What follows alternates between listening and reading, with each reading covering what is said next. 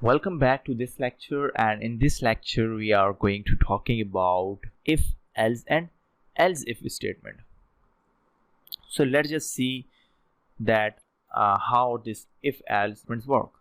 So the if else statement executes two different codes depending upon whether the test expression is true or false. Sometime choose has to be made of more than two possibilities. The nested if-else statements allows you to check for multiple test expressions and execute the numbers of different codes for more than two conditions. Let's just see the example of the nested if-else statement. So first I just check the syntax of that if statement and then the expressions right here.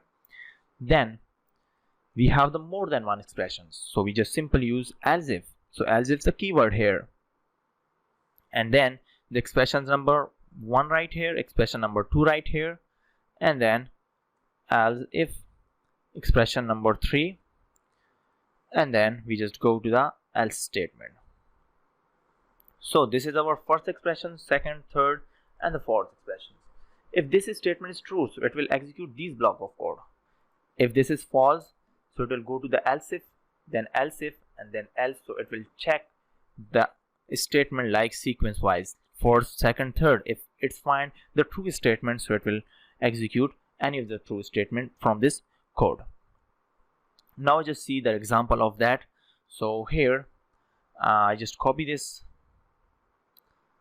if statement, and here after this if statement I just go to the else if, and here I just provide the expression like number which is less than 0. Okay, and then here I write cout, and the cout right here is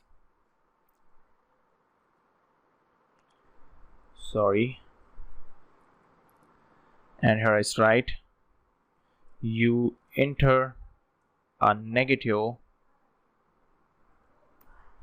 integer,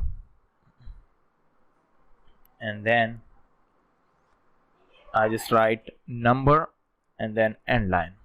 Okay, so this is my if else statement here, and then I just go to the else statement, and then I just print cout, and then here I write you enter 0. Okay, and then here I write end line. Now I just go to cout, and here I write this is always executed statement, and then return 0. Now just check the output for this code. So we have an error of missing the parenthesis right here, and you can see here it's need an integer, so I just first add integer 9. So you can see here you enter a positive integer, means there is no minus sign involved with this integer, and then I just write -6. So you can see here you enter a negative integer right here because this is less than 0. Now I just go to the else statement. So I just write 0, so you enter the positive integer, and here I just write this one. Okay, and execute. So I just first add the positive integer, so you can see here it execute this block of code, means if this statement find the result in this block of code, so it will execute this block of code. Then we just see 6, so you can see here, so it is -6, so it will find the result here is if else statement, in the if else statement, so it will execute this block of code. So this is a simple concept of if else if statement in C++.